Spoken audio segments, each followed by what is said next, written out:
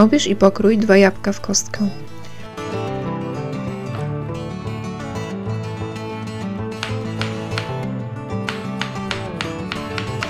Oddziel skórę od mięsa i włóż 100 g masła.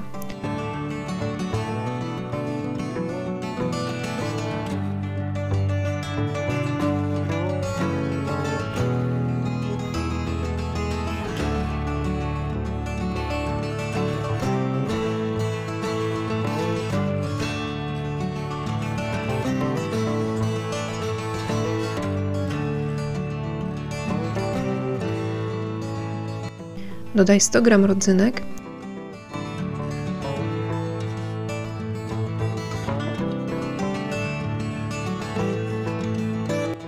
pokrojone owoce, część umieść pod skórką,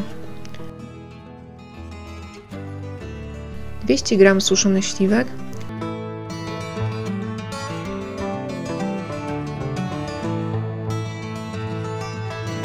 wyciśnięty sok z 2 pomarańczy,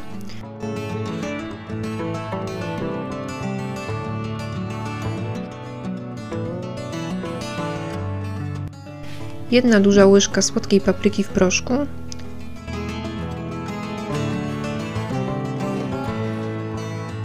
jedna szklanka soku jabłkowego,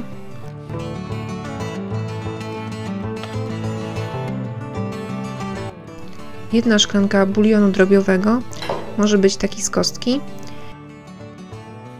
łyżka granulowanego czosnku, 2 łyżki majeranku,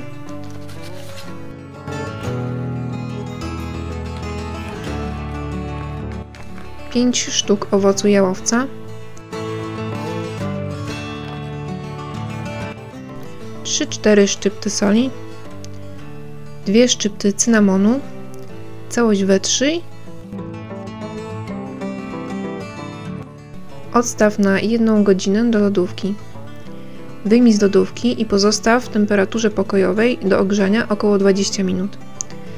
Wstaw do piekarnika, piecz brytwannie z przykryciem w 180 stopniach Celsjusza tyle czasu, ile wynosi waga mięsa, czyli na 2,5 kg kaczkę przypada 2,5 godziny pieczenia.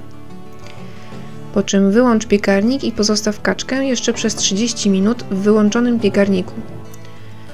Przełóż kaczkę do naczynia.